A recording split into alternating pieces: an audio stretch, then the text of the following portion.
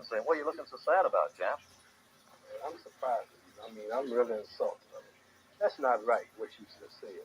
What do you mean? What I just said? I mean, I'm getting a drink of water. I'm late getting home, but you talking. I said something about the greatest heavyweight champ, man. I'm a hometown man, and you talking about Joe Louis, man. Joe Louis wouldn't be nothing for me.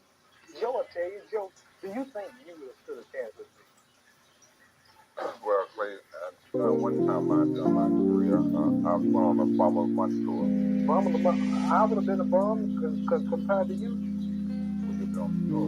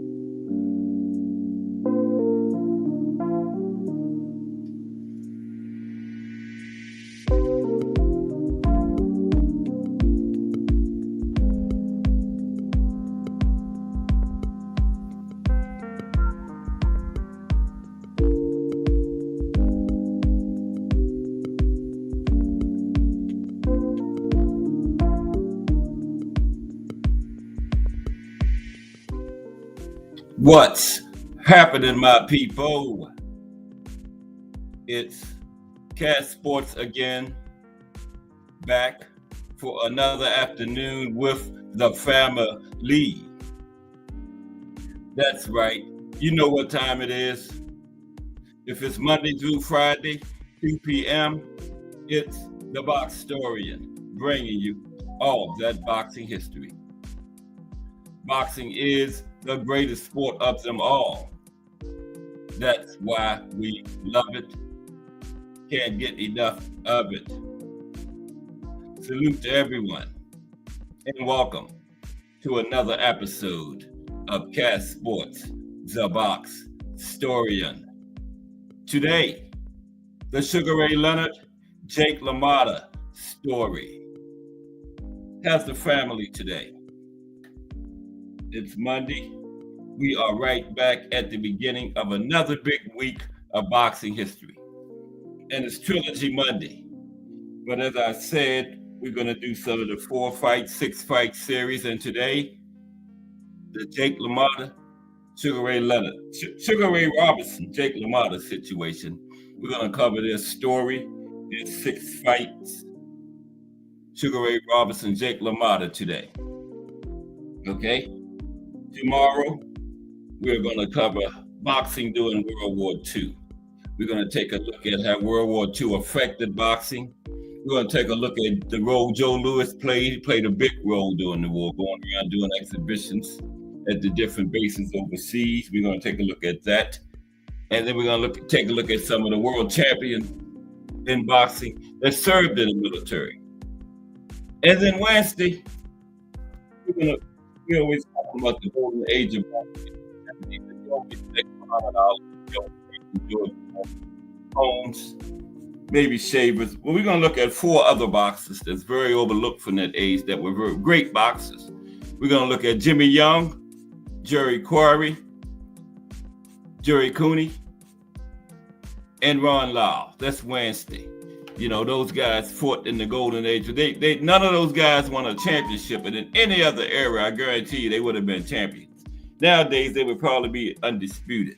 But that's like wrong place, wrong time. They were in their golden era with Ali, Foreman, Frazier, Norton, and none of them won championships. So we're going to look at some of the other champions that made the golden age the golden age. They helped make it the golden age. Ron Lyle, Jerry Quarry, Jimmy Young, and Jerry Cooney. Lyle, Quarry, Young, and Cooney. We're going to look at them Wednesday. Thursday, we're going to take a look at boxing in Cuba. And then Friday is the first Friday of the month. So we're going to look at active boxers. Going to be Earl the Truth Spence. Is he still active?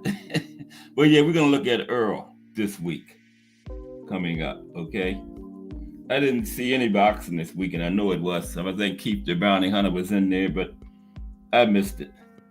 But we're getting closer to Bud and Canelo. This is September.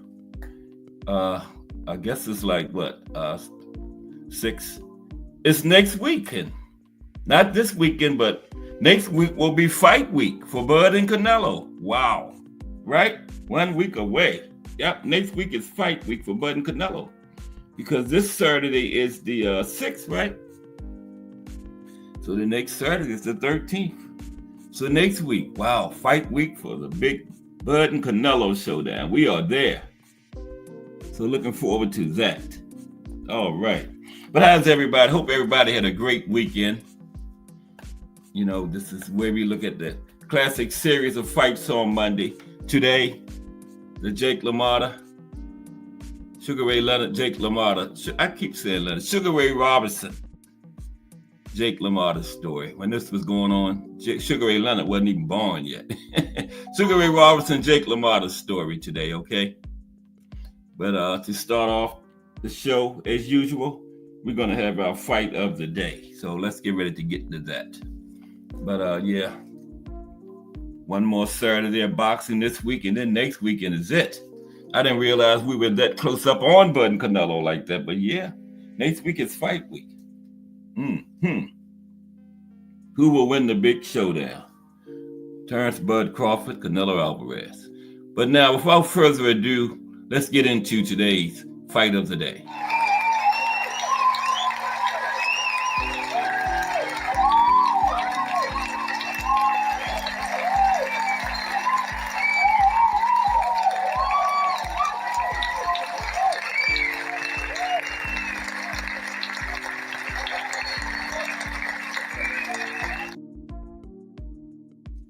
Okay, today's fight of the day is Smoking Joe Frazier versus Jimmy Ellis, February the 16th, 1970.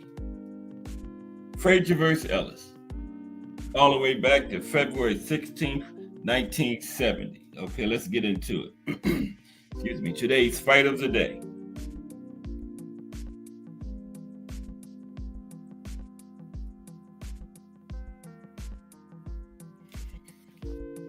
Following Muhammad Ali's refusal to be drafted into the U.S. Army in June 1967, and is being relieved of both his title and his license to box, the matter of who should be considered the heavyweight champion of the world became a question of continual debate. Many felt Ali until he either lost the fight or retired, retained the title. And in keeping with the tradition that championships were won and lost only in the squared circle, no less an authority than the Ring magazine kept Ali's name atop the division, despite his inability to compete. Yeah, Ring magazine said Ali never lost his title in the ring, so they kept him above the rankings. Okay. And there's a Ring magazine cover from around that time. There's Joe Frazier and Jimmy Ellis. Joe Frazier says, "How I will destroy Ellis." And Ellis came back with, "Frazier's in for a big surprise." Okay.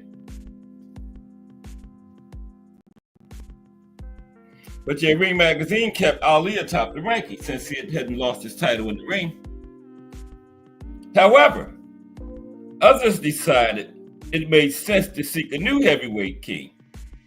The WBA held a tournament won by Jimmy Ellis to decide their titles, while several prominent U.S. states, including New York and Illinois, regarded the undefeated Joe Frazier as the champ after he battered and stopped fellow top contender Buster Mathis. And while Ali waged an interminable legal battle, the drums began beating for a showdown between Ellis and Frazier. Technique is in the building. What's up, Technique? How are you today? The fight of the day is Smoking Joe Frazier versus Jimmy Ellis. Let's salute, Technique. Good to see you. How was your weekend? Okay, let's continue with the fight of the day. Ali had got stripped.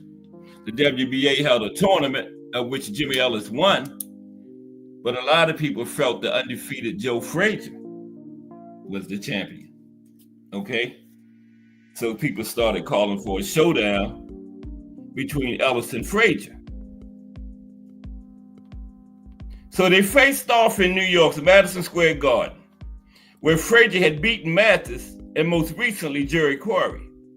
Now, 2 weeks before the fight, Ali graciously retired, surrendering his claim to the title so the sport could move on. And while Frazier was the clear betting favorite coming into this fight, Ali thought Ellis might have the style and talent to neutralize Joe's nonstop aggression, calling his former sparring partner Ellis, who had once beaten him in the amateurs, one of the prettiest boxers around. Now, Ali was not alone. Many pundits liked the chances of the slick stylist, who had fared better than Frazier against rugged Oscar Bonavena. Okay? And there's Ellis and Frazier posing, squaring off in the lead up, promotion in the lead up to the fight. Okay? So they had the fight between Ellis and Frazier to determine who the champion was, okay? And for 3 minutes, those picking Jimmy Ellis were right.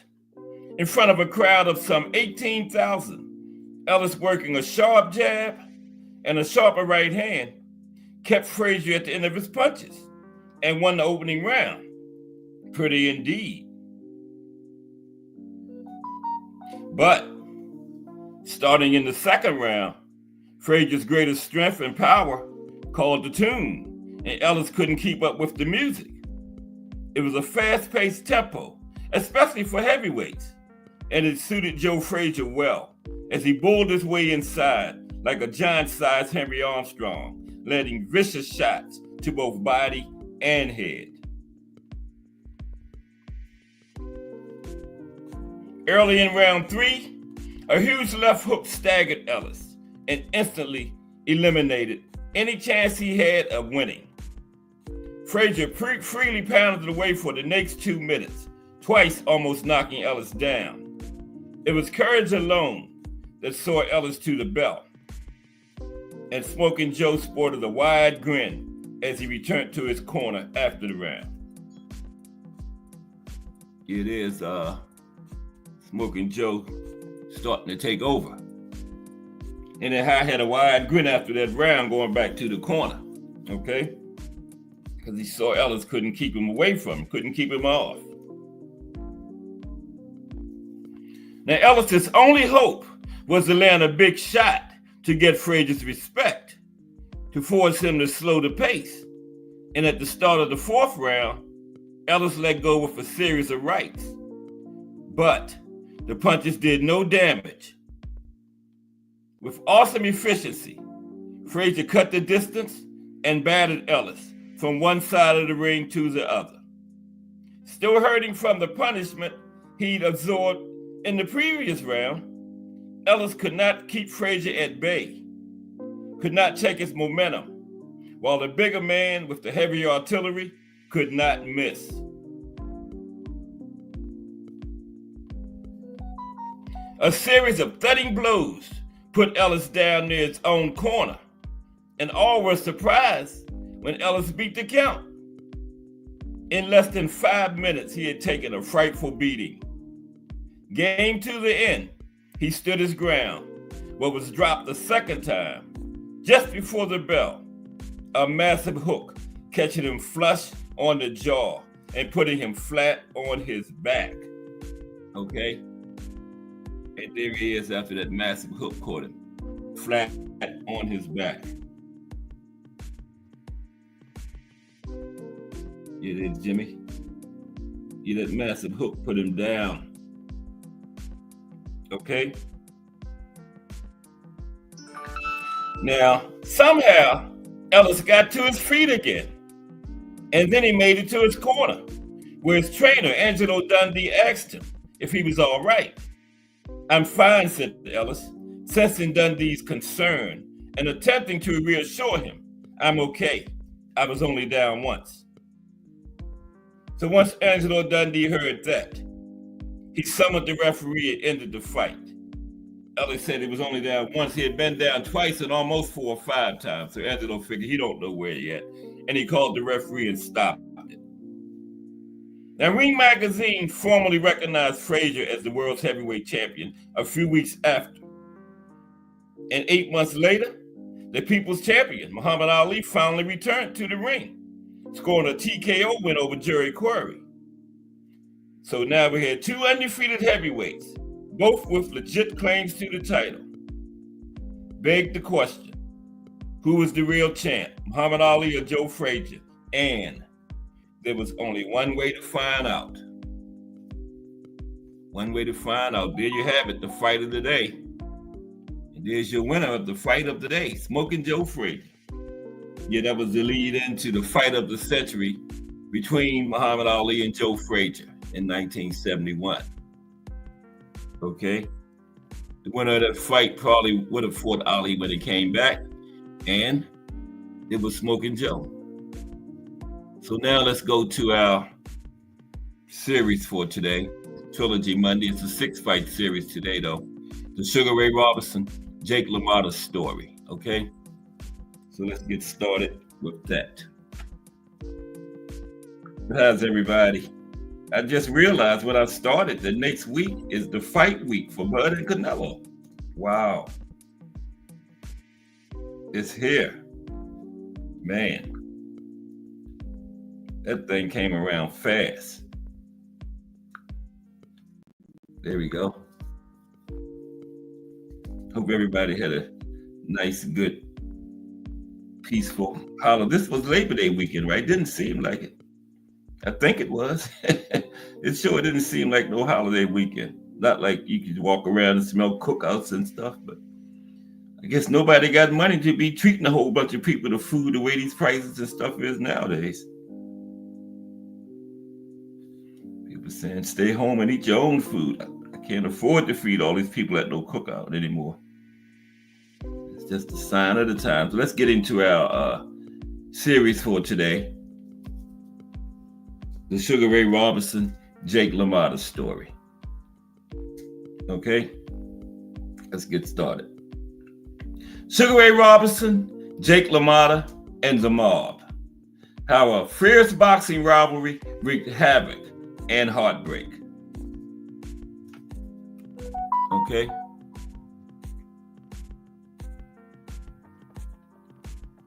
One moment, please, and we're going to get started.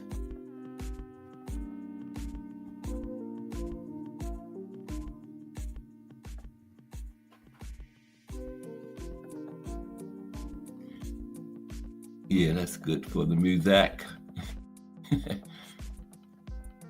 Okay, the Sugar Ray Robinson, Jake LaMotta story.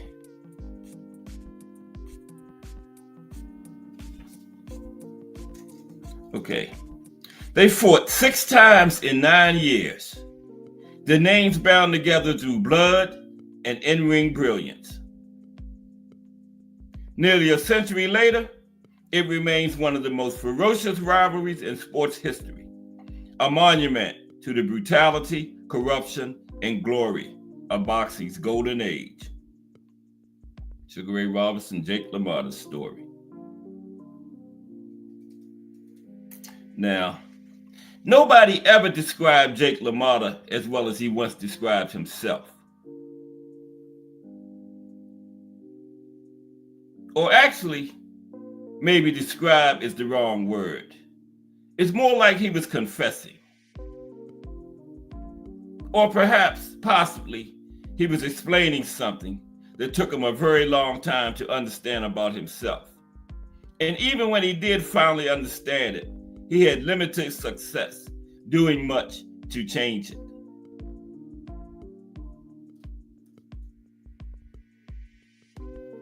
I took unnecessary punishment when I was fighting, Lamotta said years after retiring from the ring.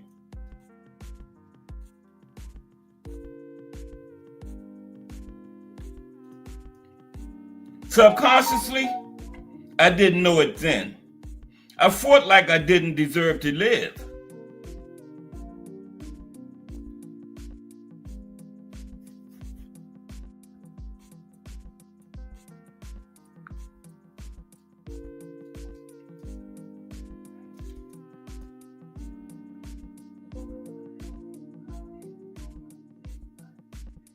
So, Mike Rim in the building. Yeah, I was looking at the chat. Salute Mike Rim. The Sugar Ray Robinson, Jake LaMotta's story today. Fighter of the day was Smoking Joe Frazier and Jimmy Ellis. That situation around the time when Ali was suspended, he was just getting ready to come back, and Joe won the fight. So that led to the fight of the century between Frazier and Ali. But the Trilogy Monday today is the 6-fight series. The Sugar Ray Robinson, Jake LaMotta's story. And Jake felt like he fighting like he didn't think he didn't deserve to live. That's what he said. So imagine then how perfect it was for Jake to exist in the boxing world at the same time as Sugar Ray Robinson. In one corner was a man filled with such deep self-loathing that he went out in search of the punishment he felt sure he deserved. And waiting for him in the other corner was a man who loved himself completely and enthusiastically, one of the greatest fighters to ever live, a truly dealer of that sanctioned punishment LaMotta longed for. They couldn't have realized at first how perfect they were for each other. But over the course of 6 fights across 9 years, including 2 fights that took place in 1 month, they get plenty of opportunities to appreciate the fact of one another's existence.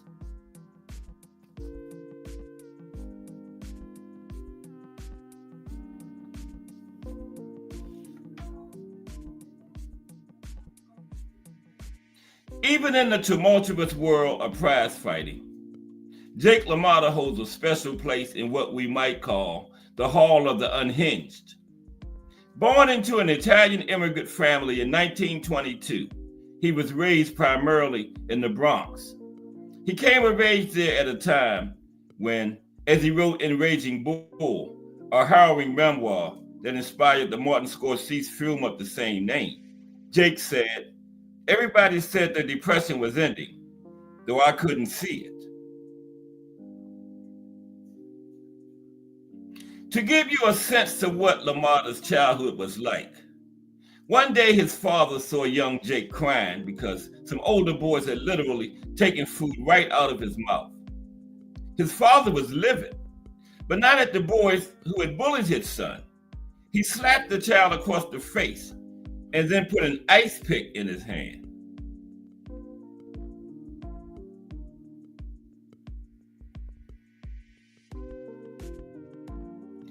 He yelled at me, "Here, you SOB, you don't run from anybody no more." I don't give a goddamn how many there are. Use that on a few of them. Hit them with it. Hit them first and hit them hard. You come home crying anymore, I'll beat the shit out of you. More than you ever get from any of them. You understand? He kept yelling and slapped me again, leaving my ears ringing and half dead. But that phrase, hit him first and hit him hard, stayed with me. It was the only good thing I ever got from my father. And later, it always seemed to push the right triggers at the right time in my brain.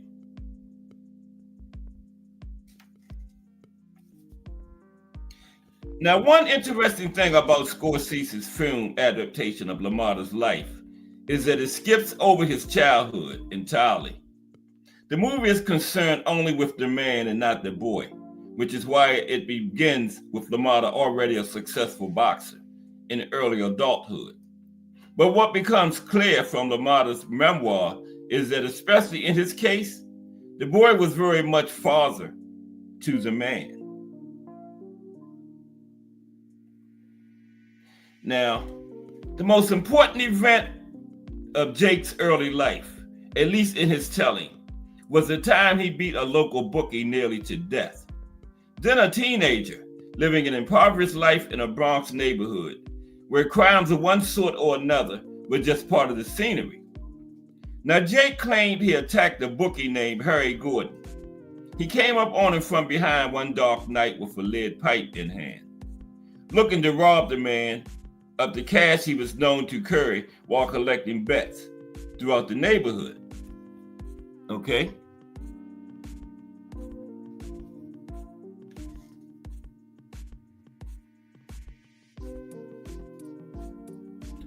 One bop, I figured, and Harry would go down. And there I'd be with his take for the day. I never was so nervous before in all my life.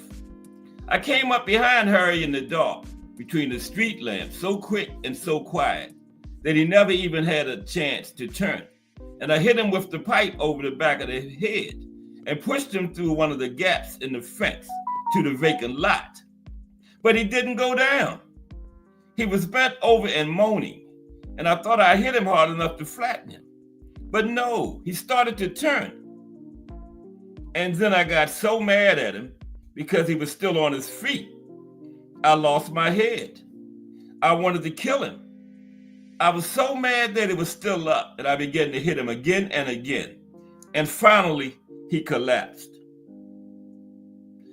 Now, Jake reached inside the man's coat, took his wallet, and then he ran. He only told one person what he'd done, his best friend, Pete Savage, who co-authored his memoir. Right? Pete Savage's best friend was the only one he told about this incident. So, when Pete opened the wallet, he found no money in it. Even worse, the next day he showed Jake a newspaper story that said Harry Gordon had been found beaten to death in an alley at the age of 45. Now, the newspaper had gotten it wrong. Gordon was not actually dead, only badly beaten. And Jake would actually meet him again years later, a shocking surprise, followed by a great relief to find out that he wasn't a murderer after all. But all these years, after reading that newspaper article for a long time, Jake thought he had actually killed this man, right? And he thought that for a long time. Now, Jake initially insisted that he felt nothing upon hearing the news that he killed the guy. But as time passed, the guilt ate at him. And when he was later arrested on an unrelated burglary charge and sentenced to 18 months in a reform school, he was almost pleased about the outcome. It meant he'd escaped justice for the murder. So he was still thinking he killed the guy, right? So by the time he was let out of reform school, he figured the heat would have died down and he'd get away with his crime in the end. Now, he found it tougher to escape his own conscience. He internalized the idea that he was a bad person who did bad things and therefore had bad things coming to him in return. He seemed to regard himself as helpless to change this.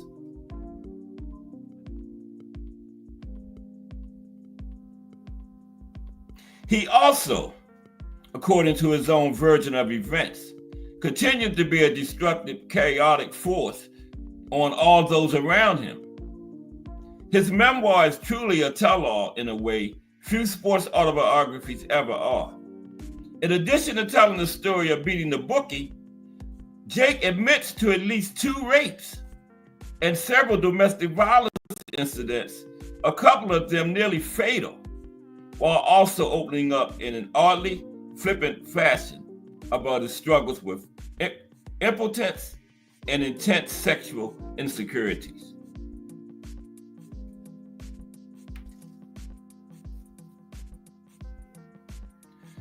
This feeling that he was a monster who deserved only misery and righteous comeuppance haunted Jake, while also serving as a bizarre motivation in his fighting career. For instance, take his account of his first attempt at boxing in reform school, where he faced a larger, more experienced opponent who thrashed him in a sparring session.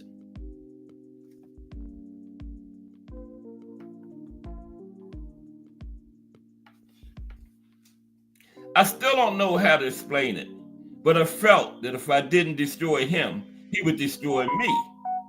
And that for some reason, I felt he had a right to destroy me. And that enraged me more, the fact that somehow I felt he had that right. And that's why I went out to fight, to kill.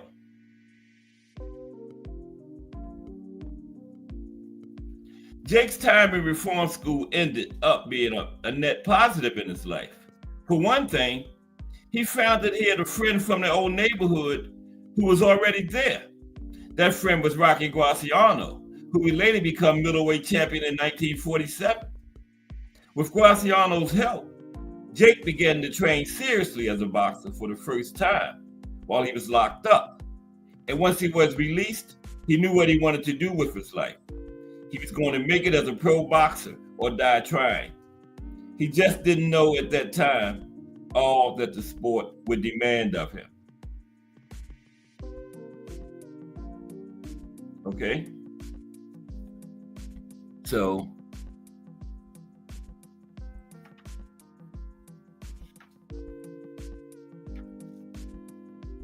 now everything was going right for Walker Smith Jr. when he first ran into Jake LaMotta in 1942, okay? He was undefeated in 35 pro fights, which didn't even include an extensive amateur career that saw him win New York Golden Gloves titles at both featherweight and lightweight, all without ever losing a fight or even coming close to losing. His greatest achievement through much of his amateur career, however, was that he did all that without his mother ever finding out that he was boxing.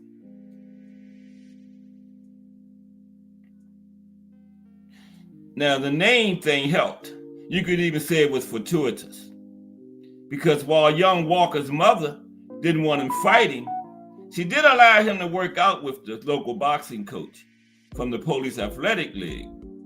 She even sometimes let him travel with his teammates to boxing events, which is what he was doing with one magical night. There was an opening on the fight card. They needed someone to step in, and there was Walker Smith Jr. without any plans for the evening. Now, what he also didn't have was a membership card with the Amateur Athletic Union, which was required in order to fight. So his coach pulled out a card that belonged to another kid who'd signed up and then apparently quit. That kid's name happened to be Ray Robinson. The sugar part got added later, once it became clear to all who saw him that he was a special fighter, a true natural who made the task of taking another man apart in a boxing ring look effortlessly smooth. He'd always had great footwork. He used to earn extra money as a kid in New York City by going down to the theaters and dancing for coins when the audience filed out during intermission. But now, after more than 100 fights between his amateur and professional work, he developed into the total package. Robinson could punch with power, but also technical precision. He was one of the only fighters who, according to boxing writer and historian, the legendary Burt Sugar, could deliver a knockout blow going backward.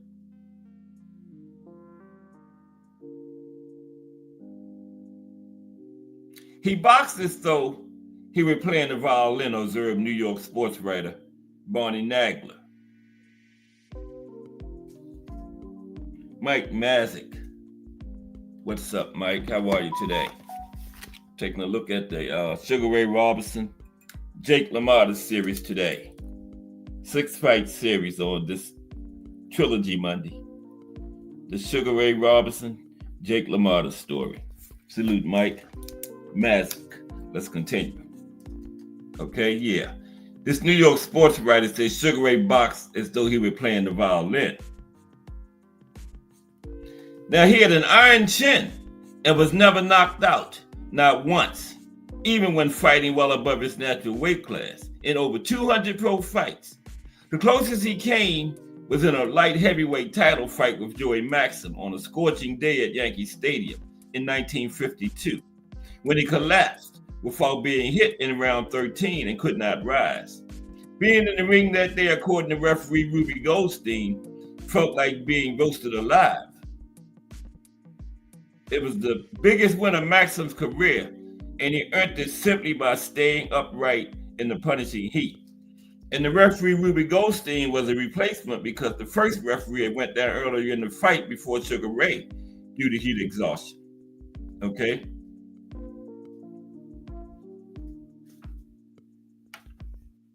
But Robinson didn't just excel at the fighting portion of the business. The man also had style. Harlem residents could always tell when he was present at his nightclub, creatively named Sugar Ray's. They could tell he was there because his custom-made pink Cadillac would be parked out front. He owned almost an entire block on 7th Avenue north of 123rd Street. There he opened a real estate office, a barber shop, and a women's clothing boutique for his wife, Edna May.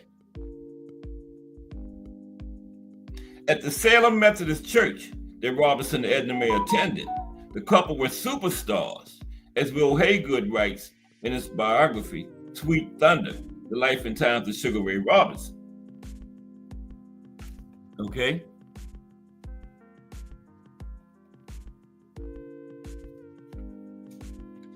If told that Sugar Ray and Edna May were coming to church on a certain Sunday morning, the minister in the pulpit was careful not to begin until the couple arrived.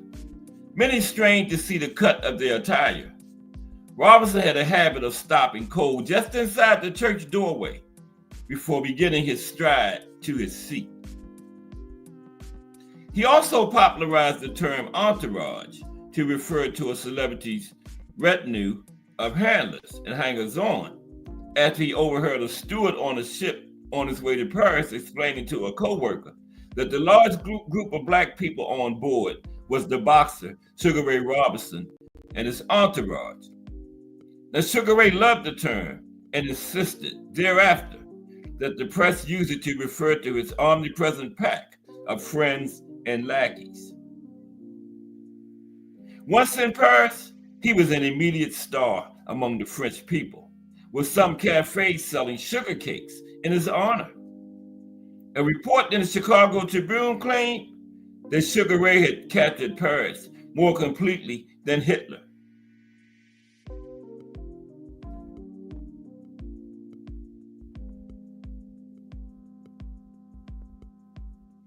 Robinson also became one of boxing's first proven TV draws in an age where television was still beginning to transform into a standard home appliance. Big events, such as Robinson's last fight with Lamotta, were known to increase TV sales at department stores in the days leading up to the fight, and were heavily advertised in store windows for this reason. Now, Sugar Ray was keenly aware of the value of TV exposure. In one fight, he was said to have asked a reporter between rounds if he thought the action looked good for TV so far.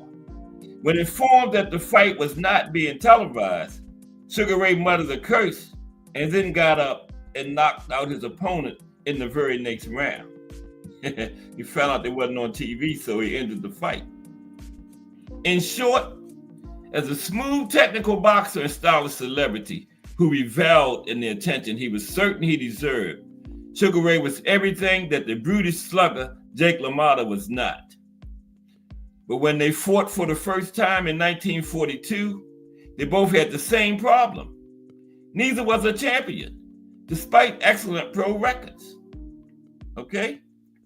And for this, both blamed the mob, specifically organized crime figures like Frank Blinky Palermo of the Philadelphia mob and Frankie Carbo in New York, who was sometimes referred to as the Czar of boxing. They were known to own or control many fighters and managers, particularly in divisions like welterweight and middleweight, which are the primary two divisions that Sugar Ray and Jake both fought in for the majority of their careers. Salute Donnie Williams in the building. The Sugar Ray Robinson, Jake LaMotta's story today, Donnie. How are you? Good to see you. Donnie Williams. All right, let's continue. Yeah, both of these guys had great records, had been fighting for a while, but neither were champions due to the mob, right? Neither was cooperating with the mob, okay? And for this, they both blamed the mob because they weren't champions. Because the mob ran welterweight and middleweight, and that was where both Jake and Sugar Ray fought for the majority of their careers. Now, Robinson and LaMotta would choose different ways of dealing with this problem, but each had to ask himself just how badly he wanted to be a champion and what he was willing to sacrifice to get there. Okay? What were you willing to sacrifice to get there? Were you willing to throw fights? Now, there's Sugar Ray in 1950 against a fighter by the name of John Stock. That was that was in France. That was part of their tour he made to Paris back in the early 50s, okay? Yeah. Now, it might sound like typical conspiracy theory stuff now, but in the 1930s and 40s, even well into the 50s, mob figures in New York, Chicago, and Philadelphia were practically running the sport of boxing in America. Gangsters like Only Madden and Bill Duffy were widely believed to have crafted the career of heavyweight champion Primo Carnera, cutting the towering fighter almost entirely out of the profits in the process, right? Just taking all his profits.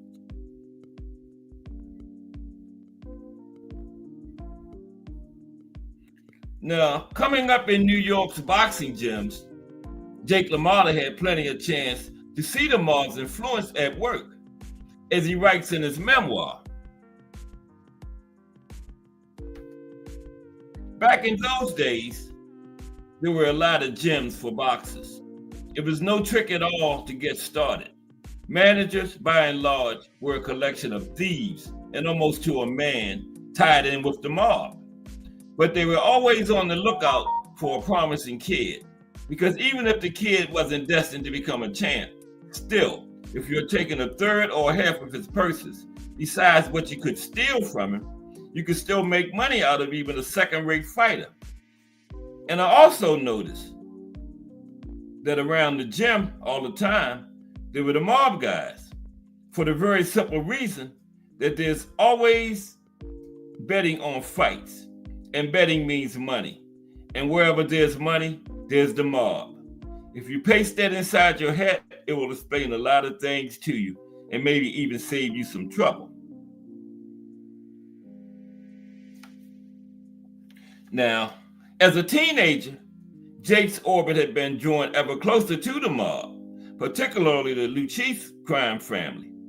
He did some light breaking and entering once he held up a dice game as a teenager on a tip from some underworld figure, and was beginning to become a known man to his friendly neighborhood gangsters. But after emerging from reform school with dreams of boxing glory, he resolved to resist any association with the mob. Jake knew from experience how one thing could lead to another. Once the mob had his hooks in you, perhaps by doing you a small favor to help your boxing career, it would never let you go. As Jakes repeats often in his memoir, he was determined to make it on his own. But once he became a top middleweight, the lack of a title shot became more and more glaring. And reporters often asked Jake why he thought he was being denied the opportunity for a title shot. Okay? He was always asked that question.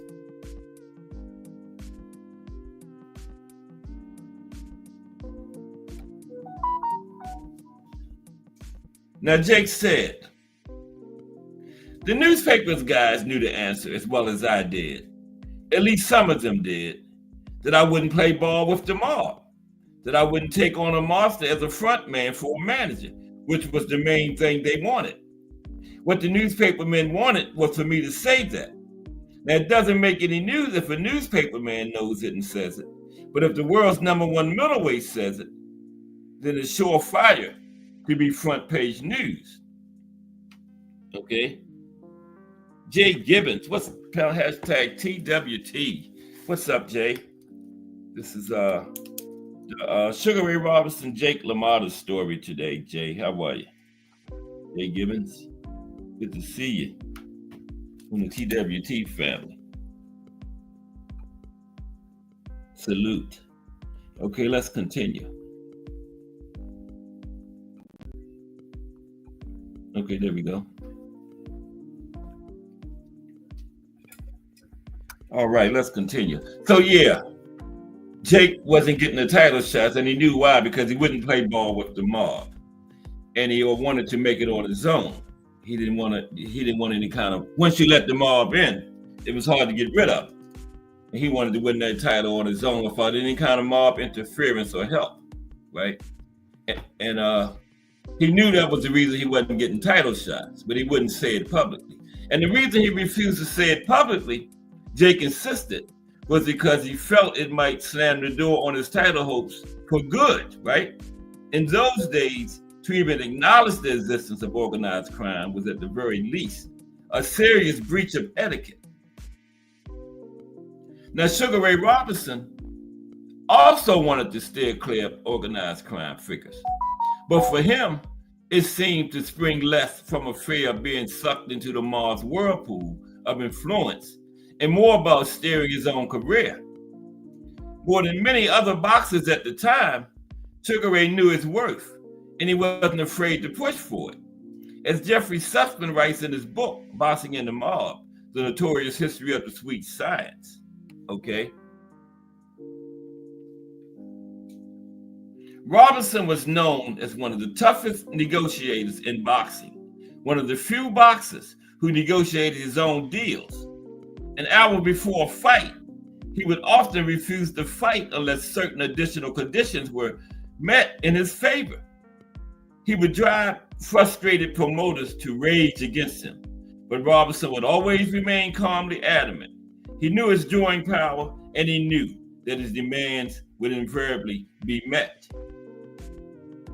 So in his Robinson biography, Haygood writes that Robinson was the first Black athlete to largely own his own fighting rights and the first to challenge radio and TV station owners about financial receipts, constantly battering back the belief that the athlete, especially the Black athlete, was an uninformed machine. Okay?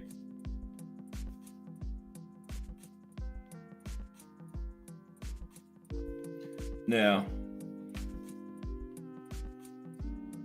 the extent to which Sugar Ray maintained his own personal firewall with the mob has been debated. Now, while Sugar Ray was never credibly accused of throwing fights, there were occasional claims that he'd agreed to encourage certain opponents in order to appease gambling interests. They wanted to see a fight go the distance. In his book, The Devil and Sonny Liston, Nick Tochaz alleges that Sugar Ray had accidentally knocked out Al Netlow in a fight that was supposed to go to the judges. That same night, Tochaz writes, Robinson went to the newsstand where Master Frankie Blinky Palermo hung out, and he tried to explain what had happened. It was an accident, he told Blinky. I just happened to catch him. And the mob is said to have let Sugar Ray off the hook for that mistake. Okay. And there's Master Frank Blinky Palermo. Okay. He was part of that when the Congress investigated boxing in the early 60s. He was part of the ones that got investigated. And he actually ended up doing some prison time as a result of that investigation. And Jake's testimony was instrumental to getting the mob out of boxing to the extent that they got him out of it. They never really got him out of it all the way. But yeah, Jake's testimony was instrumental. And that's Frank Blinky Palermo. He was called the Czar of Boxing back around the 30s, 40s, and 50s. Mm-hmm. So the first time Sugar Ray Robinson and Jake LaMotta met at Madison Square Garden in the fall of 1942, both were still struggling to make it on their own in boxing. And Sugar Ray had moved up from welterweight, having all but cleaned out that division without earning a title shot. And Jake was one of the bigger fighters in the middleweight class, and some thought his size and strength would give Sugar Ray problems. Okay.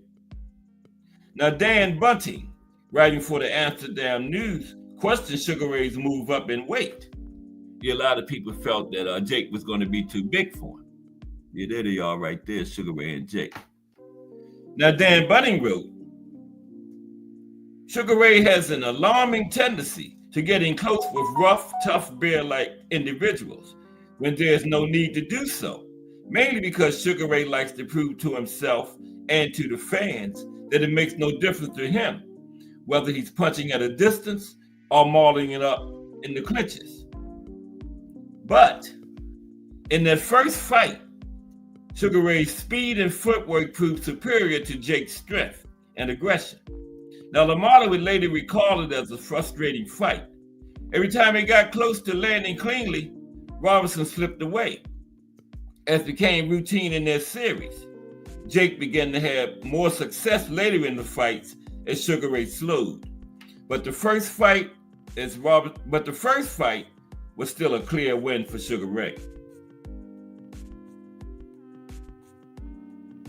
Now, what helped turn it into a true rivalry was their second meeting 4 months later in Detroit. The World War II was raging at that time in Europe and the Pacific, and Sugar Ray was expected to be inducted into the Army the following month. One account suggested that he'd been warned in advance that a draft notice was coming, possibly by mob figures who wanted to insinuate that they'd help speed this along to punish Sugar Ray for his lack of cooperation with them. Now, Jake LaMotta was exempt from military service due to a childhood mastoid operation on his ear, which he at times attributed to a consequence of his father's abuse, while at other points, blaming the cold and dreary conditions of the Bronx tenement he grew up in. Okay, but there were rumors that with a hitch in the Army forthcoming, Sugar Ray had been even more enthusiastic than usual about enjoying the company of multiple women while he was still a civilian.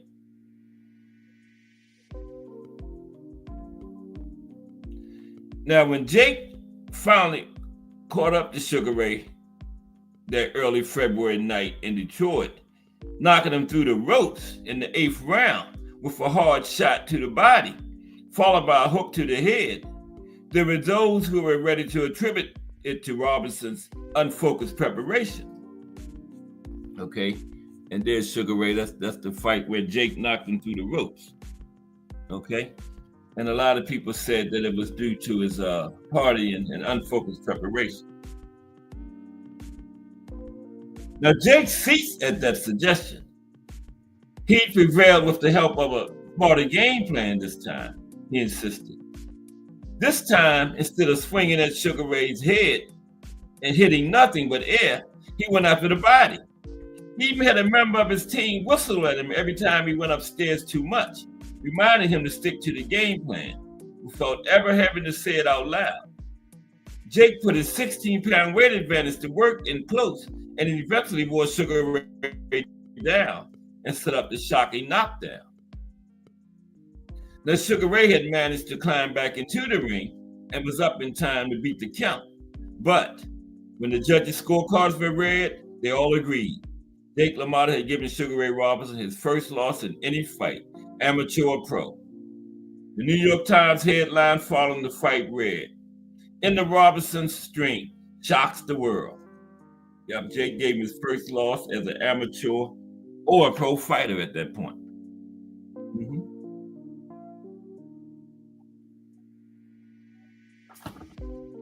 So, now third fight was almost automatic. And with Sugar Ray due to begin military service soon, there was no time to waste. Both fighters agreed to meet again in just 3 weeks later, right? So that's why that third fight was 3 weeks later after the second fight, because Sugar Ray was getting ready to go in the military and they wanted to have that fight before he went. So they fought twice in 3 weeks. Okay?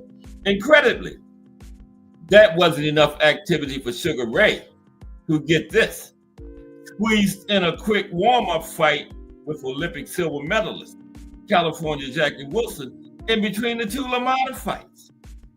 Okay? So before Sugar Ray fought Jake LaMotta twice in 3 weeks, and they had another fight in between those two. So Sugar Ray fought 3 times in 3 weeks. And Jake, after fighting Sugar Ray twice in 3 weeks, he had another fight 2 weeks later. So Sugar Ray fought 3 times in 3 weeks, and Jake fought like 3 times in a month. So those guys were just built different back then, right? But anyway, let's continue. So Jake was ringside to watch the fight Sugar Ray had in between their 2 fights. He'd already beaten Wilson a month and a half prior, who he later said came into their fight as a 4-1 favorite and went out of it a sadder but wiser man. Now, the third fight would take place back in Detroit. Of course, it was only 3 weeks later. They didn't have time to go anywhere else. So the third fight was in the same venue, Joe Louis Arena in Detroit, right? Same building where Jake and Sugar Ray set an attendance record with more than 18,000 just 3 weeks earlier, right? This time, it was said Sugar Ray wasn't taking Jake lightly. But with the city of Detroit now conducting regular air raid drills and the latest news of the war dominating headlines, Jake was concerned going in that Sugar Ray's impending military service might sway the judges in a close fight. And after he scored a late knockdown but still lost, the decision in that fight he never stopped believing that was the root cause. Because Sugar Ray was getting ready to go in the military and he thought that swayed the judges. As Jake wrote in his memoir about that fight, "I lost the third Robinson fight. That's not right. I didn't lose it. He got the decision. You can ask anyone who was there, or if it means that much to you, you can read the newspaper stories. I know the date of this fight. It was the last week of February 1943, and Robinson was going into the Army the next day. I'm not knocking him on it. I would have done the same thing in his shoes, but he got every newspaper inch there was about the story of this brave boy off to fight for his country. He didn't fight up to his best in the ring that night, but he got a decision by 1 miserable vote after I decked him once." And Jake wasn't the only one who felt the judges had gotten it wrong. The Detroit News was announced that the Detroit News wrote that when the decision was announced by the ring announcer, the howls of protest from the crowd was so loud and prolonged. The ring announcer had to give up trying to be heard over them and waited out instead. Yeah. And that is the third fight right there. That's a picture of him going at it. February 26, 1943. Okay.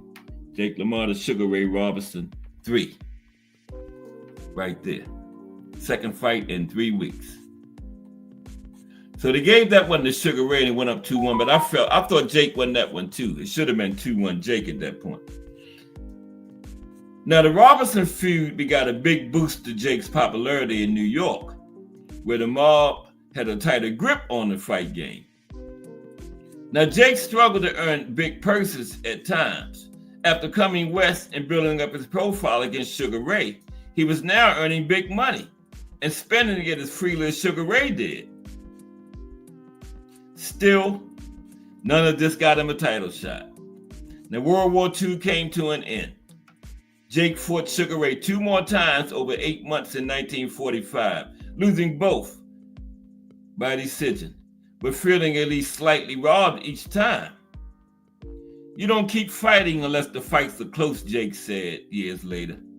The possibility that his athletic prime might pass him by without getting a chance to fight for the middleweight title began to seem frighteningly like a reality. Yeah, Jake started feeling like he wasn't going to never get that title shot. And so, in 1947, Jake agreed to break his own rule. He'd play ball with the mob after all. But what they asked of him was even worse than he'd imagined.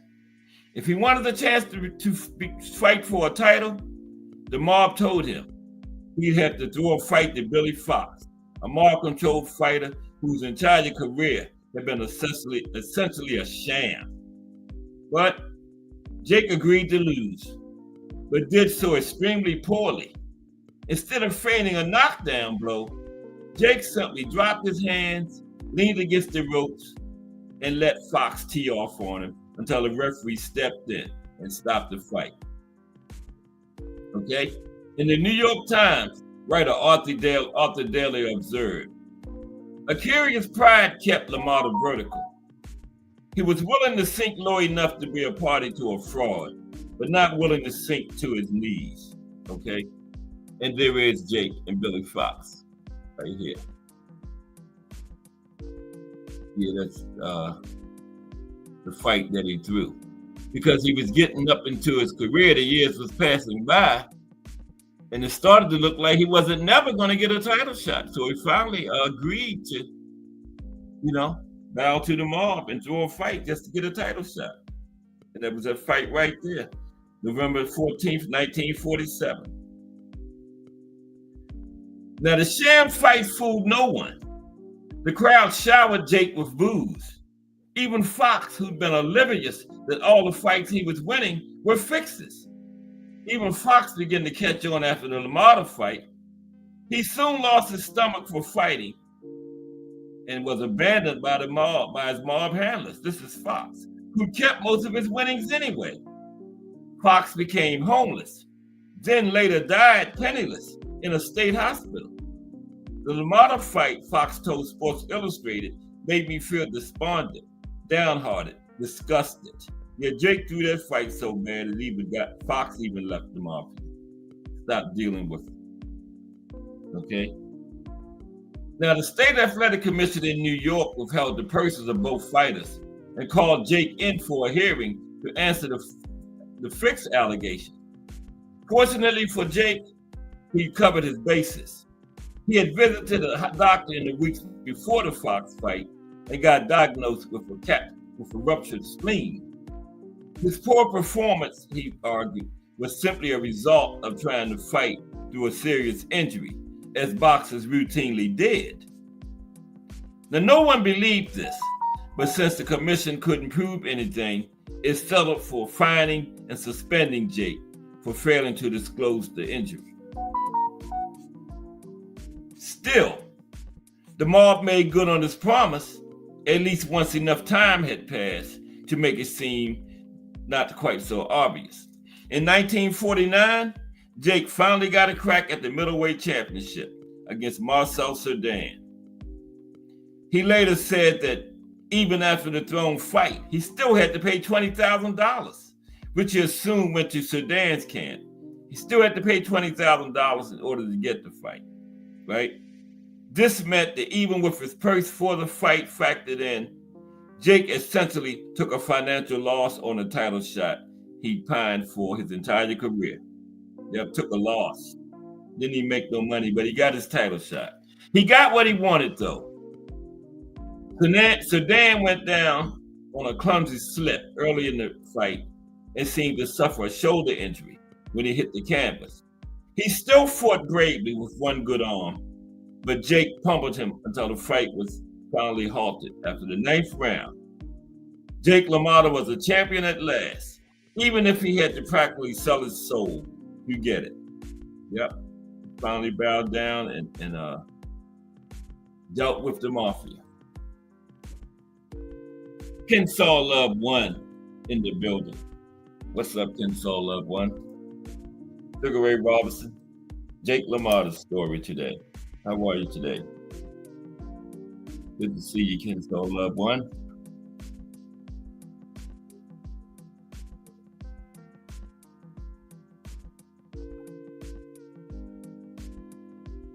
No Jarrell head? Yes, Jarrell. Salute, Jarrell. How are you today? Salute to Kensaw Love One and Jarrell Hattie in the building. Okay, let's continue with the Sugar Ray Robinson, Jake LaMotta story.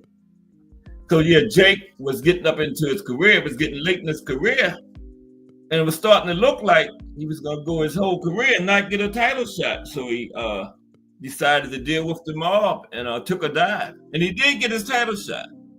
And even though after taking a dive, he still had to pay $20,000 to the mob. But he did get the win against Marcel Cerdan, the great French fighter. Now, a rematch was planned, but before the fight could happen, Cerdan was killed in a tragic plane crash that took the lives of everyone on board. And Jake, that plane crash, Cerdan was on his way back to the United States for the rematch with Jake when the plane crash happened. And he was killed in the crash, so of course the rematch didn't happen. Now, Jake held on to the title for the next 2 years until his old friend, Sugar Ray Robinson, came calling one more time. Yep. Here's Jake and Marcel Cerdan right there, the fight where he got the title. June 16th, 1949. Of course, that's Jake against the Ropes there. Yeah. Had to sell his soul to get it, though. Yep. He didn't admit it then, but later in the 60s, after he retired in the congressional investigation, Jake admitted that he threw that fight, right? That was the only time he was stopped in his career. He still didn't go down. He just leaned on the ropes, put his hands down, and let Cerdan pummel him until the referee came in and stopped it. He refused to go down, but it was clear that he threw it. So they didn't have the rematch. Cerdan died in the plane crash. Jake held the title for 3 years, and then his old friend, Sugar Ray Robinson, came calling one more time, right? Later, they called it the St. Valentine's Day Massacre, February 14th, 1951, Chicago Stadium. Now, unlike previous installments in the series, this final episode, the fierce rivalry between Robinson and LaMotta, was broadcasted to an audience of millions. Never before has any event been heard and seen by so many people, not only here in America, but right around the globe, commentator Ted Husing said at the start of the broadcast, sponsored by Pabst Blue Ribbon. Robinson had won the welterweight title some 5 years earlier. He finally got his title shot the old-fashioned way, by becoming too popular and too lucrative for boxing's power brokers to ignore. Yeah, Sugar Ray didn't have to do a fight anything. He just became too popular, was too good. They could make too much money on him the legal way. So they let him have his title shot, right? So now he was coming for Jake's middleweight title in a fight billed as a battle of the champions. Now, the fact that Sugar Ray had dominated the series with 4 wins and only 1 loss against Jake did not diminish public fervor for the clash. But unbeknownst to the vast viewing audience, the Bronx Bull was in a bad way. Now, coming into that fight, Sugar Ray was up 4-1, but I thought Jake should have been up 3-2 because 2 of those fights I felt Jake had won. I think it was the 3rd one and the 5th one. But Sugar Ray was up 4-1, but Jake really should have been up 3-2. So Sugar Ray won 5 out of the 6 fights, but that is very misleading. In no way did he dominate that series. All 5, except for the last fight, was the only one that was really a blowout. Okay? But coming into this fight, unbeknownst to the vast viewing audience, Jake was in a bad way. Making the middleweight limit had never been easy for Jake. He later wrote that boxers lost weight the same way regular people did, by torture. Now he was almost 29 years old, had fought more than 100 pro fights in a decade, and his body labored to make the 160-pound limit. Okay. I must have known that defeat was coming. I didn't. Where am I going? Oh, there we go. Yeah, I was trying to change something. Wait a minute now. I'm getting all kinds of buttons. There we go. Yeah, okay. Back to the fight. Now, yeah, they get ready to have their final fight. Jake Lamotta, Sugar Ray, 6. Okay. So Jake said, I must have known that defeat was coming, even though I wouldn't admit it to myself, because I even began to think about the possibility of hedging the bet of $10,000 that I made on myself. Now, Jake wrote that in his memoir. Then I thought, Christ, that's all I need to have something like that on my record. And that is not the sort of thing that can be kept quiet. Yeah, he didn't feel good coming into that fight. It was hard to make the weight, and he started to even drop the bet that he had made on himself coming into the fight. He told his brother to bring him a bottle of brandy, something he'd never done before a fight. It was for false courage, he recounted later. Deep down, he knew this version of Lamotta was in for a bad night against this version of Sugar Ray Robinson. Now, Jake started fast, trying to repeat his earlier success when attacking Sugar Ray's body. But soon, Sugar Ray began to take over, punishing Jake with power punches, as if determined to end this rivalry with a knockout. And remember, Jake had only been stopped at once, and that was in a throne fight. Now, Sugar Ray admitted later that he was amazed by Jake's ability to absorb punishment in the fight. The more I kept punching, the more determined he seemed to stay on his feet, Sugar Ray said of Jake. But by round 13, Jake was spent. Sugar Ray saw his opportunity and unloaded, battering Jake against the ropes. Jake was cut and bleeding badly, but instead of using his hands to protect his face, he reached out to grab the ropes, holding himself up out of sheer stubborn will and leaving himself open to a terrible beating in the process. As he recalled later, it was about as bad a beating as I've ever had.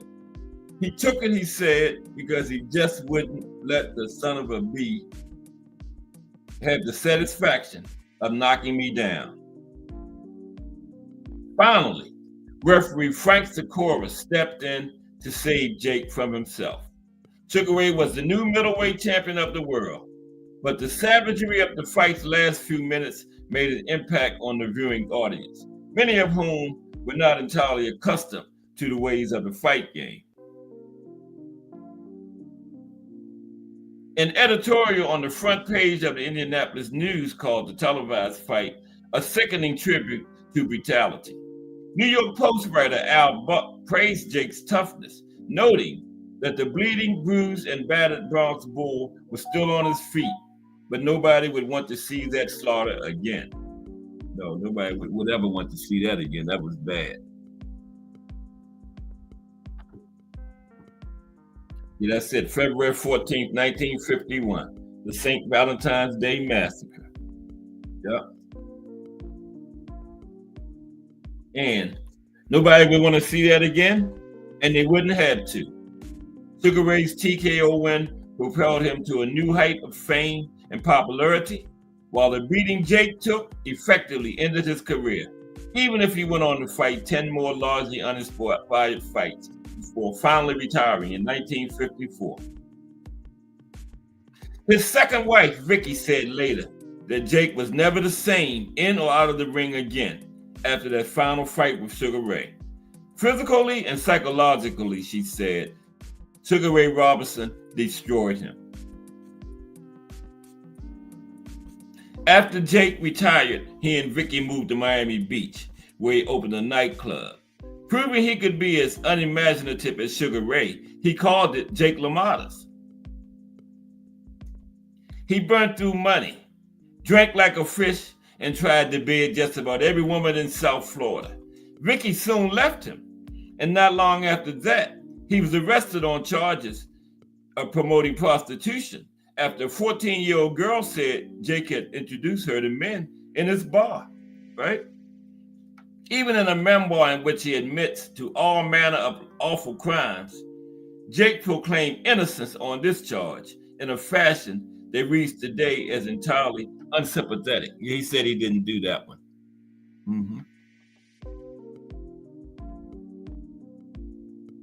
Now, this is Jake talking. There was this 14-year-old broad. That's right, 14. They get right early down south. She testified at the time that she had been in my place twice. Let me repeat, twice, which hardly rated her as a regular at Jake Lamotta's. She said the first time she was with her madam, and I had come over and asked her why she wasn't drinking, and that she said she was over 21, but she didn't have anything to prove it. She looked over 21, the size of her chest and the amount of her makeup she had on. She could have been 31. Now, Jake was convicted and served 6 months on a chain gang. The boxing world might have forgiven him these crimes, as it had already forgiven him so many times. But then in 1960, he testified in front of the U.S. Senate Heath Harbor Committee about the influence of organized crime in professional boxing. Yeah, he testified before Congress. About the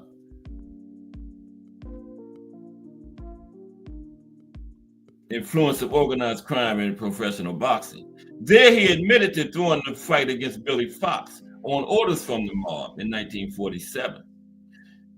Now, it wasn't exactly news to anyone in the boxing world, but Jake's cooperation was seen by many as overeager.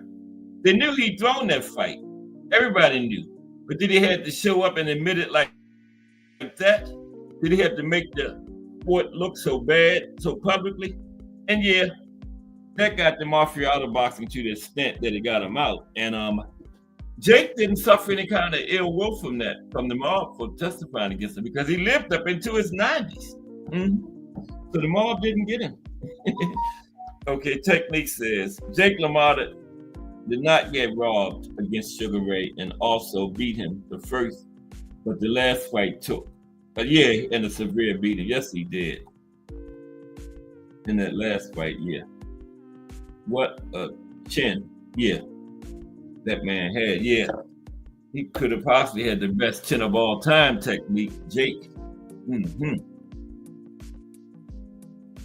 So, writing in the New York Times, author Daly cast aspersions on the whole sport following LaMotta's testimony.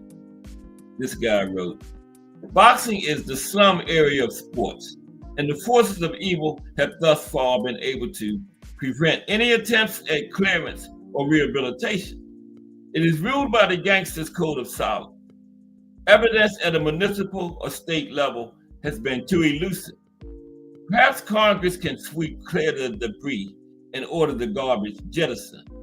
LaMotta's whistleblowing is a start, and strange doings of recent years in some of the lighter weight divisions may yet be laid bare." Okay, yeah, there's Jake and Sugar Ray later in their careers. So after this point, Jake lamented boxing truly turned his back on him. When all the other old middleweights were invited to events to honor Sugar Ray or some other aging ex-champ, he was the only one left off the list. He liked the joke that he had become LaMotta non grata. But right there, he got invited to that one. That's Sugar Ray's 64th birthday party, February 18th, 1985. That's him and Jake and another guest playfully holding them apart. Yeah. So Jake did get invited to that one. That was in New York at the Carlisle Hotel, New York City. Yeah. Jake LaMotta. And Jake once said, "I fought Sugar Ray Robinson so much, it's a wonder I don't have sugar diabetes." Yeah. He said that late in life. He should have sugar diabetes. He fought Sugar Ray so much. But yeah, Technique, you're 100% correct. Jake might have the best chin ever. You know. Now, when Robert De Niro bought the rights to his memoir so he could play the fighter in Scorsese's film Raging Bull, Jake was working as a bouncer in a New York strip club. In Sporting Blood, Tales from the Dark Side of Boxing, Carlos Acevedo portrays this version of Jake as relatively upbeat. Now, Jake said, when he became a bouncer, he said, "I've been a bouncer here for almost 2 years. I accept it. I don't feel sorry for myself. Don't forget, I've been in jail on a chain gang, was put in a box in a hole in the ground, and I've been punched silly. So this place is not terrible. I do my job. They don't want me to sit in a window and advertise myself the way Jack Dempsey does in his restaurant down the street. Because here, they ain't selling me.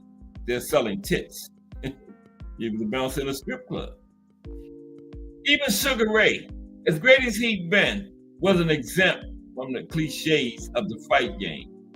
The Sugar Ray retired and came back. He spent all his money. He fought well into his 40s, turning in sad efforts that served only to remind his fans that all beauty eventually fades. After losing a decision to 27-year-old Joey Archer in 1965, a fight in which Sugar Ray was knocked down, despite Archer's well-known lack of punching power. Archer had just 8 knockdowns and 45 career wins, and one of them was Sugar Ray Robinson. He didn't knock him out, but he knocked him down. And after that fight, Sugar Ray finally retired for good in 1965 at the age of 44. Okay? But Sugar Ray wasn't exempt from that. He retired and came back. He spent his money, right? Now, sports writer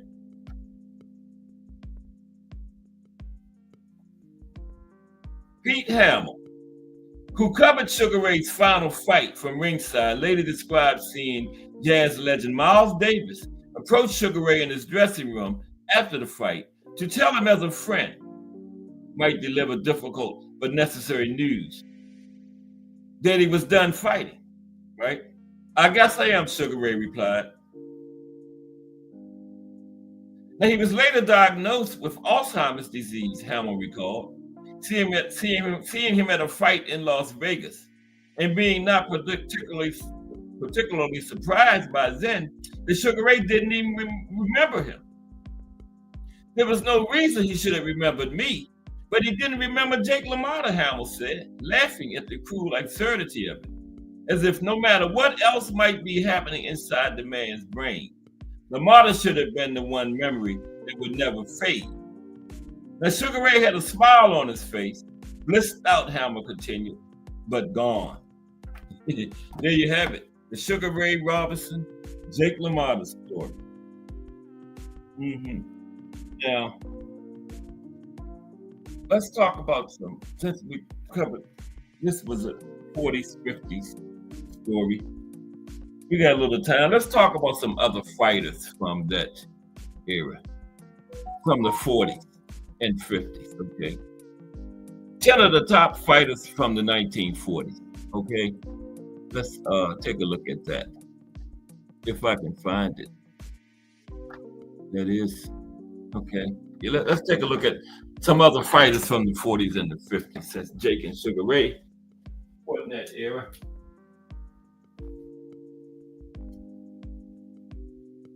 Since we have a little time left in the show, we got about 30 minutes. Let's look at some other fighters from that era. Yeah, Jake had some crazy chins, man. Yeah. Let's get that going. 10 of the top fighters from the 1940s. Now, the 1940s was a great year. 1940s was a great decade for boxing, as we saw legends like Sugar Ray Robinson, Joe Louis, Jake LaMotta, and Willie Pep, all in their prime, at least for part of the decade. So now we're going to take a look at 10 of the top fighters of the entire decade of the 1940s, okay? First, Renty Monahan. Your technique, I was going to You just asked me about the bloodlines in the Irish boxing, but I had that all set up for last week, but then I said when we get to Ireland on Thursdays, I'm gonna save that for then because we're going around the world in alphabetical order, and we're in the C's, but it won't be too long before we get to the I's. So I'm gonna save that for Ireland. I found a nice little piece on that too. Yes, I did. No, but yeah, you said the Irish bloodlines in boxing, right? But Renty Monahan, okay. Now, during Monahan's career, he won the Flyweight Championship of the World, the EBU Flyweight Championship of Europe, the Flyweight Championship of the British Empire, and the BBBC Flyweight Championship of Great Britain. Renty defeated Dado Marino, Jackie Patterson, Terry Allen, Maurice Sandiron, and Ed Bunty Doran. Renty was a great boxer. He lacked power, but he was a brilliant boxer, one of the most loved boxers in the history of Belfast. That's what made me think about Ireland. Renty. Okay? We're just talking about some other great fighters that fought in the 40s and 50s around Jake and Sugar Ray Robinson's time. Archie Moore. That's Archie on the left there.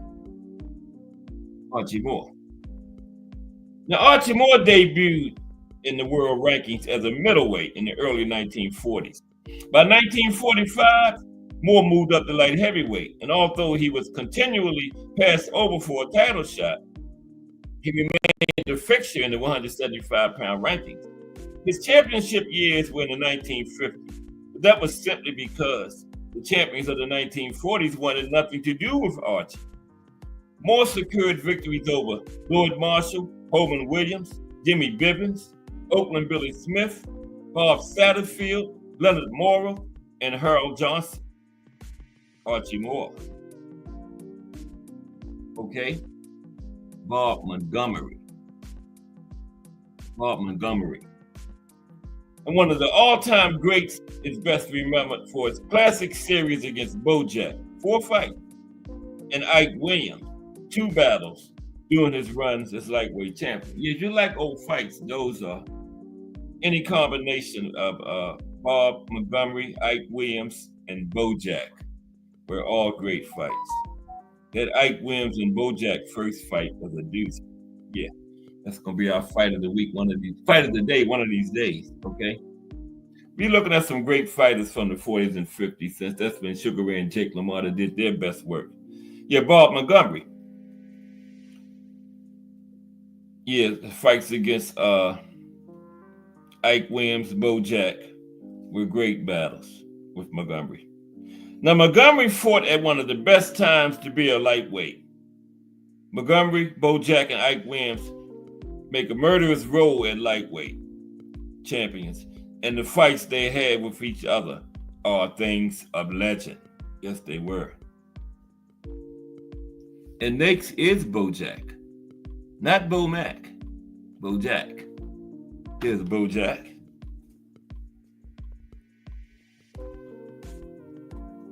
Here's Bojack. Now, Bojack burst onto the scene in 1942, winning all 13 fights he had that year, and 3 against top 10 contenders. That year, Bojack stopped Tippy Larkin by 3rd round KO in December to capture the New York State version of the lightweight title. He opened the 1943 campaign with wins over former champions Fritzy Zivic and Henry Armstrong. In May, he lost the title, dropping a 15-round decision to Bob Montgomery in the first of what would be a thrilling 4-fight series. In November, Bojack regained the title from Montgomery, then handed it back in March 1944. They met for the 4th and last time at Madison Square Garden in a fight that made history. 5 months later, Bojack took a 10-round decision in the non-title fight, but the sellout crowd produced the still record gate of $35 million, with the proceeds going towards war bonds. Wow, $35 million back in the 40s. Woo.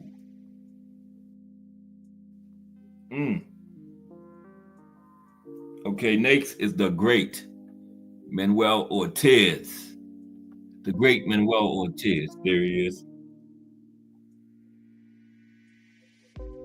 Manuel Ortiz engaged in 23 fights for the world bantamweight title, only coming up short twice and failing to beat just one of those opponents. Ortiz was a dominant champion for 8 years and was tough as nails. He was never stopped in his entire career. Ortiz was well balanced technically, a nasty looking inside game, and stamina that lasted for days. Ortiz had some of the issues as Joe Louis, where the competition was not great, but he dominated his competition. Ortiz could have competed in any decade at the bantamweight level, okay? Any decade. And there is Ike Williams. There's Ike. Yeah, he had mob problems. He had the same problems that Jake and Sugar Ray had in their careers. Ike wouldn't cooperate with the mob for a while, and he couldn't get a title shot. You know, they straight up told Ike, if you don't take our offer, and you better knock this guy out, because if it goes to the decision, you're not getting the win. You can win every round. You're not getting a decision. Okay, you better knock him out if you don't follow our orders in this fight. And that's the kind of stuff Ike was dealing with in his career. But finally, guess what? Later in his career, he took a mob manager. You know, that's what you had to do to make the money. The mob ran it back then, you know, so hey. Now, Ike Williams turned pro in 1940 and established himself as a force in boxing when he twice beat Samuel Engat in 1944. 1 year later, he earned recognition as the National Boxing Association lightweight champion with a second-round knockout of Ron Zarita. Now, Williams was on a roll and unified the lightweight crown in 1947 by knocking out fellow Hall of Famer Bob Montgomery. So, yeah, I told you he finally took on a mob manager. So he did start getting title shots during his career. But he knocked out fellow Hall of Famer Bob Montgomery. Williams was one of the greatest lightweights in boxing history, and he owned wins over Samuel Engat, Kid Gavilan, Bob Montgomery, Johnny Bratton, Henry Larkin, and Bo Jack. Joe Louis, of course, 40s. We know all about Joe. We're going to go on past Joe. Ezzard Charles. Ezzard Charles.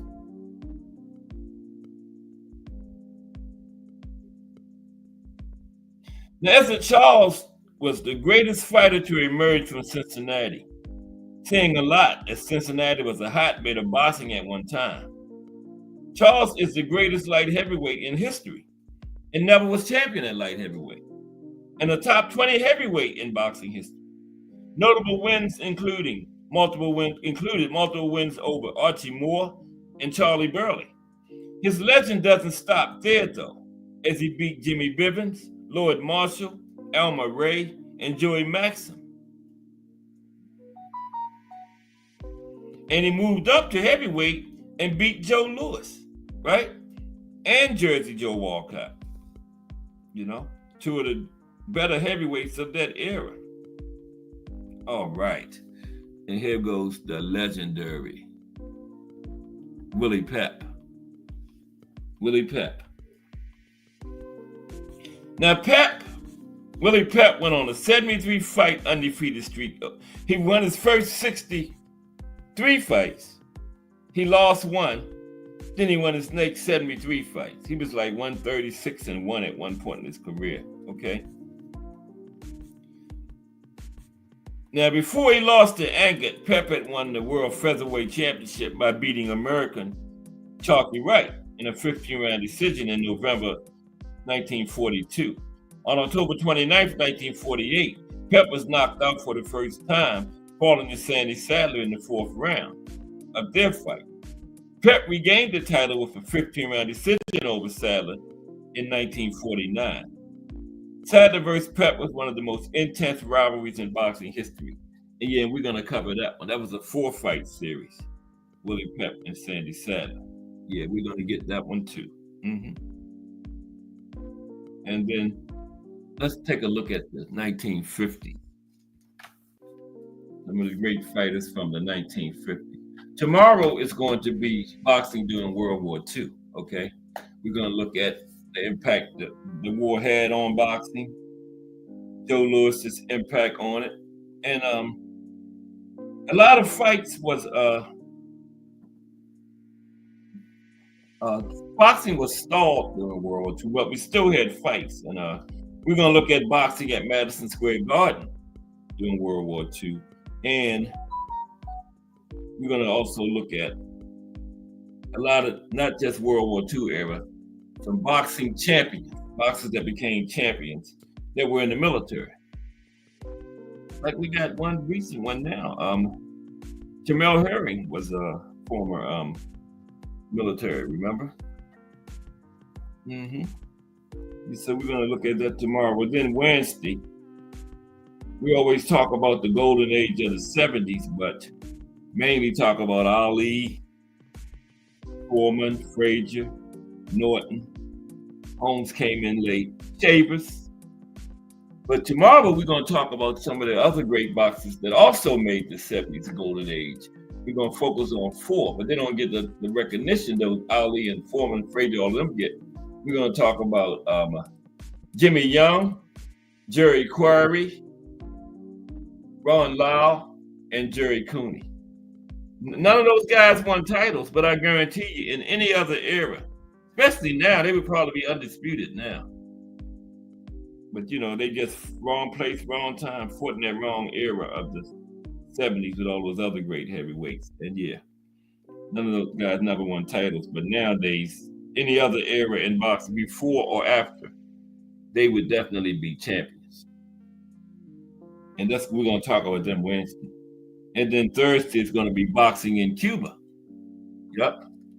And then Friday, this is the first Friday of the month, so we're going to profile an active boxer. It's going to be Earl the Truth Spence. Is he still active? Yeah, we're going to do Earl Friday. And y'all, I just realized when the show began that next week is fight week for Bud and Canelo. Next week. Wow.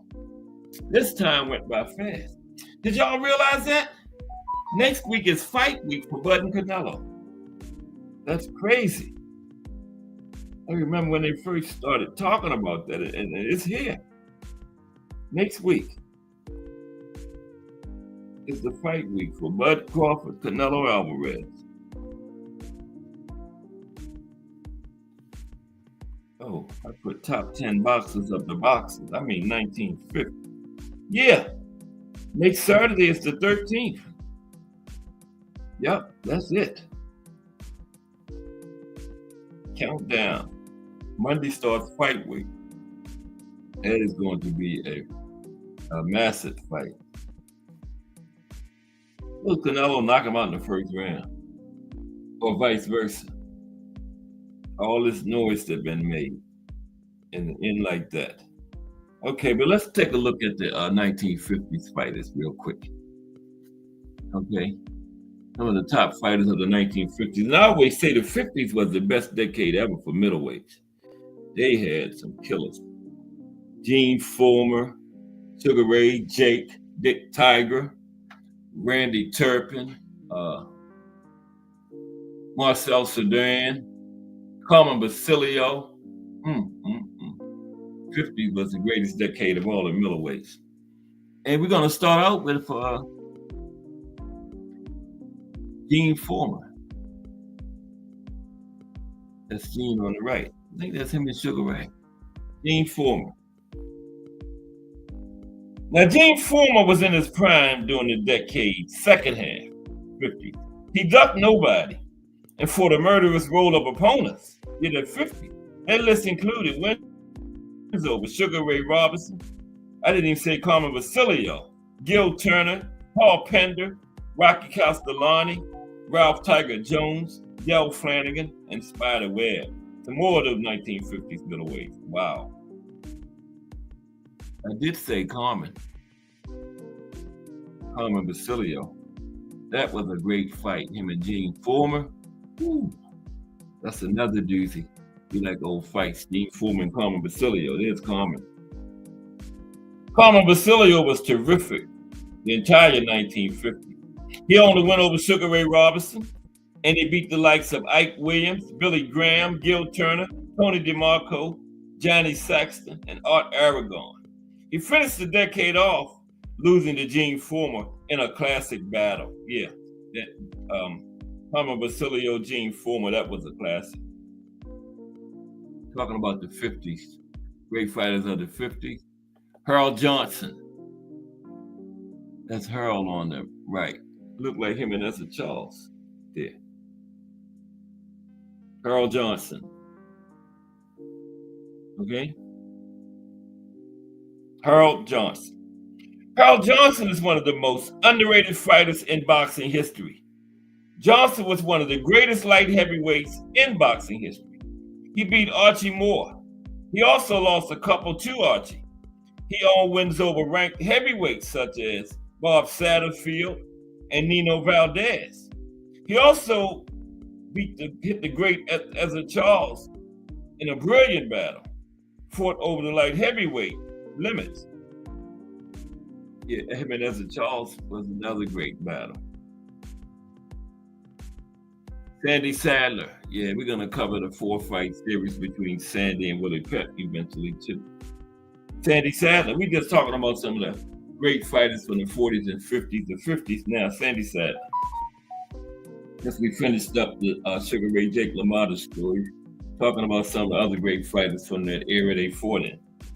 Sadler's last significant fight was a 13th round knockout of future junior lightweight champion Flash Allenday in 1956. At the age of 30,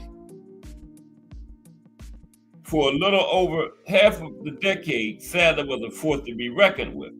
In 1950, he closed out his famous rivalry with Willie Pep by stopping Pep after the 7th round. Sandy Sadler. Joe Brown. Oh boy, here we go. Joe Brown. There's Joe.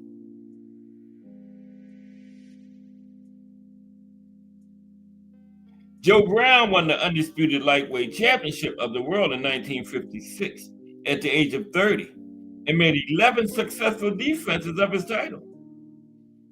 The night he took on Wallace Bud Smith for the title, his 70, 18, and 11 record with 29 victories inside the distance hardly hinted at someone who had the makings of an all-time great at 30.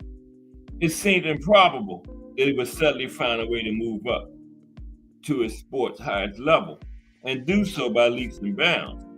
History has largely forgotten Brown, and it's a shame because he will go down as one of the most accomplished champions in the lightweight division history. Yeah, Joe Brown, very underrated.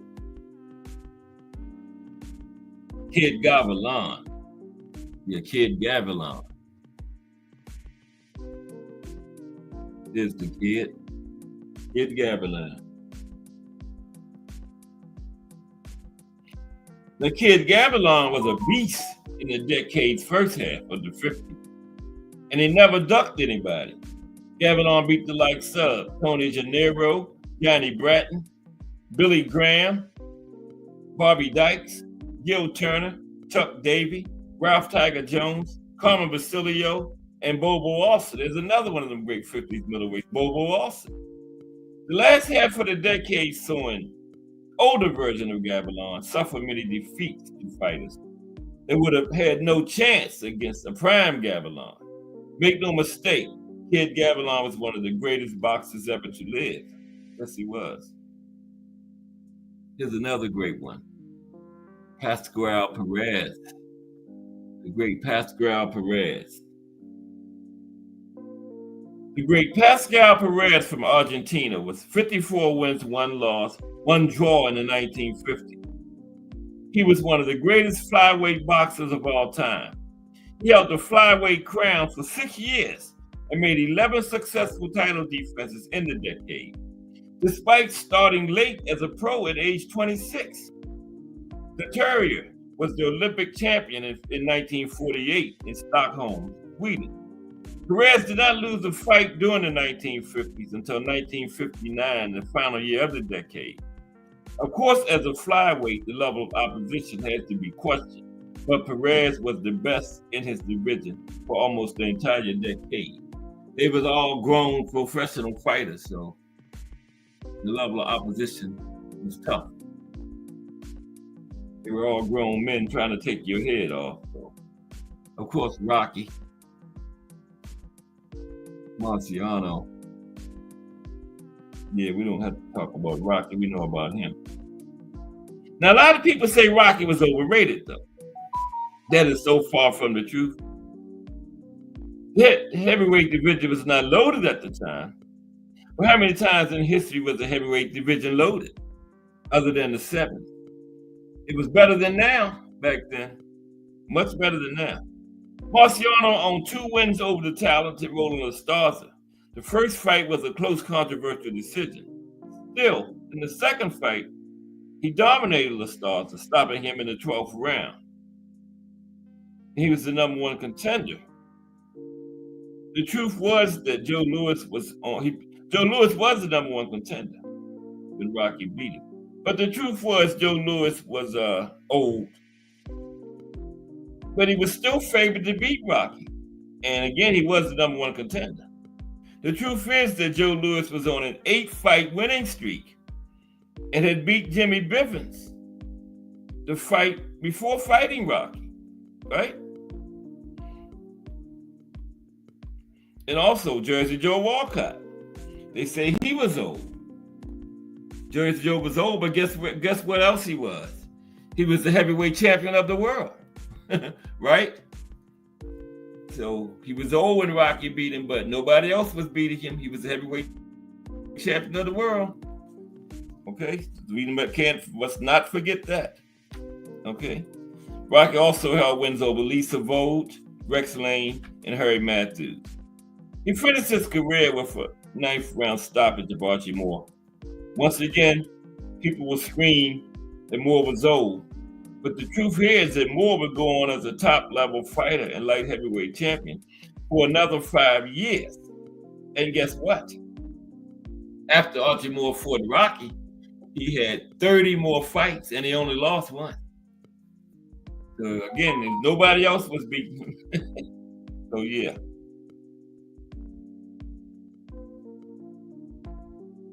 Sugar Ray, we just talked about him. And Archie is number 1 for the 50s, but Archie was thought of as one of the top fighters in the 50s. Okay, so yeah, he was old, but nobody was beating him. He was still one of the top dogs out there. Like I said, after Rocky beat him, Archie still fought 5 more years, had 30 fights, and only lost once. Okay. But yeah, those were some of the best fighters in the 40s and the 50s. And don't forget, tomorrow, we got boxing during World War II. Wednesday, we're going to talk about some of those other great fighters that made the 70s the great golden age of boxing, other than Ali, Foreman, and Frazier, Norton, Holmes. We're going to focus on Jimmy Young, Jerry Quarry, Ron Lau, and Gentleman Jerry Cooney on Wednesday. Okay, but hope everybody enjoyed the show today. I appreciate everybody for stopping by and giving me your support this afternoon. And we're going to do it again tomorrow. Same place, same time. Boxing during World War II. 37 away from 1,000 subscribers. We're making it there, slowly but surely. We're going to get it.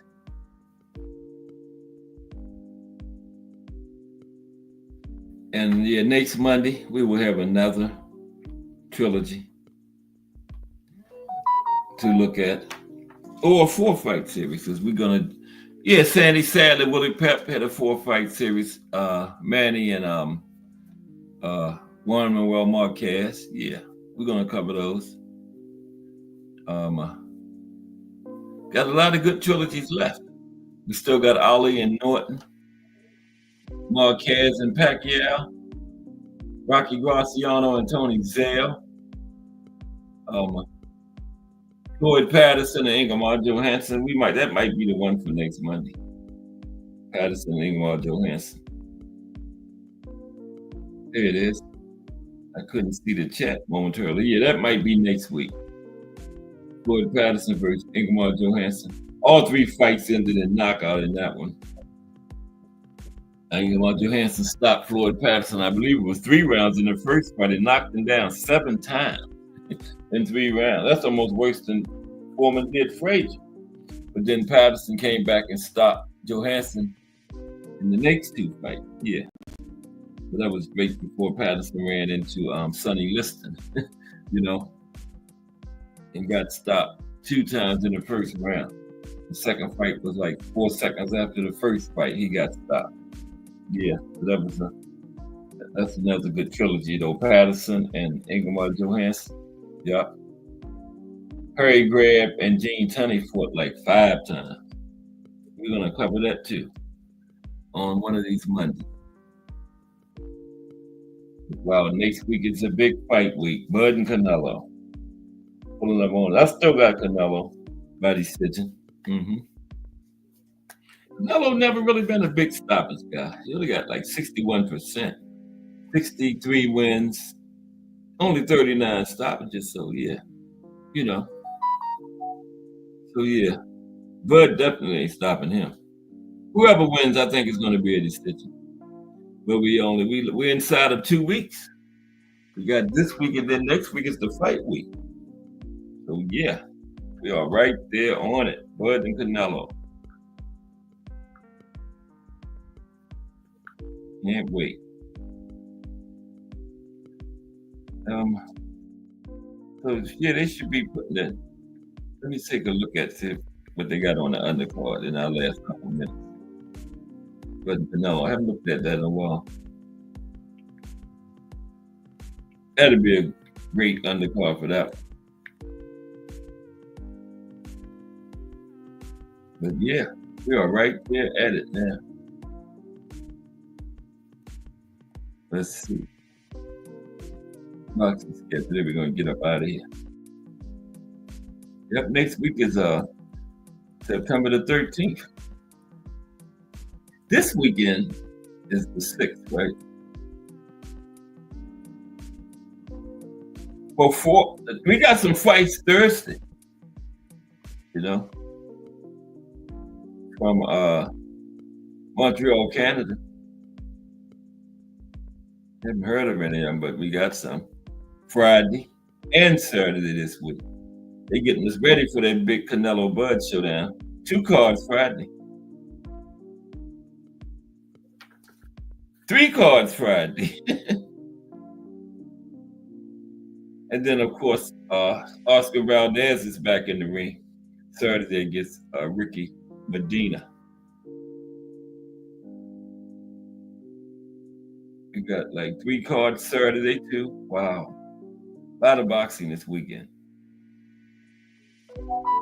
And then we go with the big one, September 13th. Las Vegas, Nevada. Canelo Alvarez versus Terrence Crawford. Canelo Alvarez is undisputed super middleweight champion. And Canelo is the only fighter in the 4-belt era to be undisputed twice. Nope, I think Usyk has done it now. Twice in the same division. We got 5 did it in 2 different divisions. Now the GOAT, Bud, Katie Taylor, Monson, and Usyk. But yeah, Usyk, I think he is undisputed again since he took the IBF back from Dubois. But on that undercard for Bud and Canelo, we got Callum Walsh and Fernando Vargas Jr. Fernando Vargas Jr. all the way up into the co-main territory now. Christian and Billy, Lester Martinez on there. Sergio Borchak, Brandon Adams, pretty good undercard. Yeah. Jermaine Franklin, the young heavyweight, against Yvonne something Cole. Steven Nelson. Wow, not bad.